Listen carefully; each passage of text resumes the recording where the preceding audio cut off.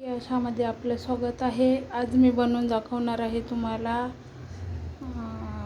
एकदम अशी आरोग्यासाठी एकदम छान अशी भाजी. तर हे पहा, ह्या घेतल्या आहेत काकड्या.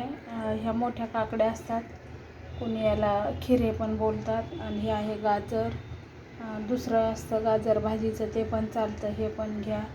एक टोमॅटो आणि हा कांदा चिरून घेतला आहे. आणि वांगी आहेत घरात म्हणून टाकते, नाही तर वांगी उलट नाही घेतलं तरी चालतं. वांगी काही एवढं शरीरासाठी चांगले नसतात. आणि तर हे अशी पौष्टिक अशी भाजी मी तुम्हाला छान अशी बनवून दाखवणार आहे. तर हे चिरून घेते बारीक, काकडी वगैरे, गाजर, टोमॅटो. हे बारीक कट करून घेतली काकडी, गाजर, टोमॅटो, वांगी. आणि तुमच्याकडं फ्लावर कोबी वगैरे असेल, त्या दोडका, कुठल्या पण भाज्या वापरू शकता तुम्ही.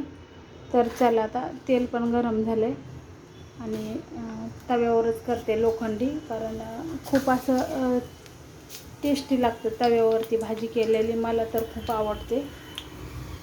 हे जिरे मोहरी एकदम छान अशी झाली, तडतडली. आता त्याच्यामध्ये टाकू कांदा, जास्त होईल मला वाटतं थोडासा, आपल्या आवडीनुसार कांदा वगैरे सगळं टाकायचं. आता कांदा छान परतून घ्यायचा.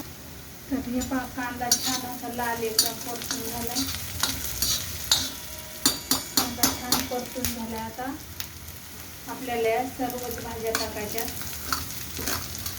सर्व भाज्या, टोमॅटो, ज्या काय भाज्या असतील ना घरामध्ये त्या सगळ्या भाज्या टाकायच्या. आणि काकडी आणि गाजर या सगळ्यात बेस्ट अशा पौष्टिक भाज्या आहेत. काकडीची भाजी इतकी छान लागते. आणि ही भाजी का बनवून खायची त्याचं कारण सांगते. आपण जर नुसती काकडी खाल्ली तर आपल्याला सर्दी होते, काहींना नाही होत, काही लोकांना लगेच सर्दी होते, ती लोक काकडी खात नाहीत का, तर सर्दी होते. तर अशा प्रकारे तुम्ही भाजी बनवून खा, शरीरामध्ये जाईल आपल्या काकडी जीवनसत्व, तर सर्दी वगैरे खोकला होणार नाही.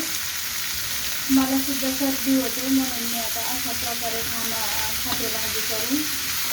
आणि भाजी आपल्या शुगरवाल्यांसाठी तर खूप छान असतं. काकडी, गाजर वगैरे, कांदा, टोमॅटो सगळं खूप पौष्टिक असतं. याच्यामध्ये आपण फक्त मसाला, हळद आणि मीठच टाकणार आहोत. बाकी शेंगदाण्याचा कूट, नारळ, खोबरं वगैरे काही सुद्धा नाही वापरायचं, कारण ते शरीरासाठी चांगलं नाहीच आहे शुगर बीपीवाल्यांचं. तर हे ह्याच्यामध्ये आता आपण थोडंसं खालीवर केली भाजी, कांदा वगैरे होतं ते थोडंसं. तर चला, त्याच्यामध्ये आता आपल्याला पाहिजे तेवढं लाल मसाला आणि हळद आणि मीठ हे आपल्या चवीनुसार आपल्याला टाकायचं आहे. हळद, मीठ, तिखट, नुसतं तिखट टाकलं तरी सुद्धा चालतं. तुमच्याकडे मसाला असेल तर मसाला वगैरे टाकू शकता. धना पावडर टाकायची असेल तर टाकू शकता. आता हे सगळं खालीवर करून घ्यायचं व्यवस्थित. गॅस फास्टच ठेवायचं आहे आपल्याला, कारण ते सगळं परतून झालं पाहिजे व्यवस्थित. तर हे चला, आता कोथिंबीर टाकूया.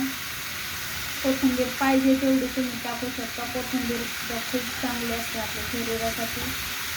तर आणि आपण पाणी वगैरे काहीच टाकायचं नाही भाजी शिजायला, नुसत्या वाफेवर शिजून घ्यायची आहे भाजी.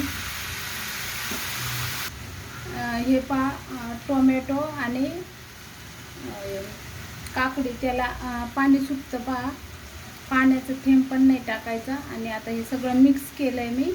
आता हे झाकून ठेवायचं आणि गॅस एकदम बारीक, म्हणजे खूप बारीक करायचा, खूपच बारीक करायचं, एकदम स्लो आणि मंद आचेवर हे 10 मिनिटासाठी असंच ठेवायचं.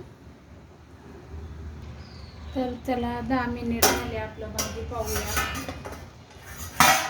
कशी झाली आहे ती भाजी. तर पहा आपली भाजी कशी झाली आहे. मस्त मस्त बघा, किती छान छान असा कलर दिसतो, लाल वगैरे. आणि एकदम बघा डागलीसुद्धा नाही, मी 10 मिनटं पाहिलीसुद्धा नाही भाजी, खालीवरसुद्धा नाही केली, तरीसुद्धा किती पाणी सुटलं त्याला. बारीक मीडियम गॅस करून ठेवायचा, स्लो, आणि झाकण ठेवून द्यायचं. तर भाजी शिजली का पाहूया.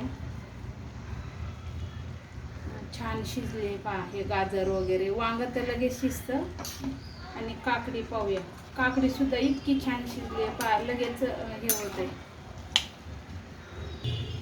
तर हे कशा प्रकारे आपली भाजी झाली आहे, मस्त मस्त एकदम छान.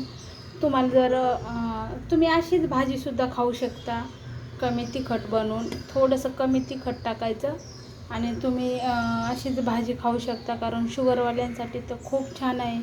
डॉक्टर लोक पण नेहमी सांगत असतात का नुसत्या भाज्या खा. तर ह्या अशा प्रकारे मिक्स भाज्या बनवून खात जा, शुगर पण कमी होईल आणि आपल्याला खायलासुद्धा चवदार लागेल. तर व्हिडिओ कशी वाटली नक्की सांगा. व्हिडिओ आवडल्यास शेअर करा दुसऱ्यांना, सबस्क्राईब करायला विसरू नका, कमेंट करून सांगा नक्की कशी झाली ते भाजी. तर व्हिडिओ पाहिल्याबद्दल खूप खूप धन्यवाद.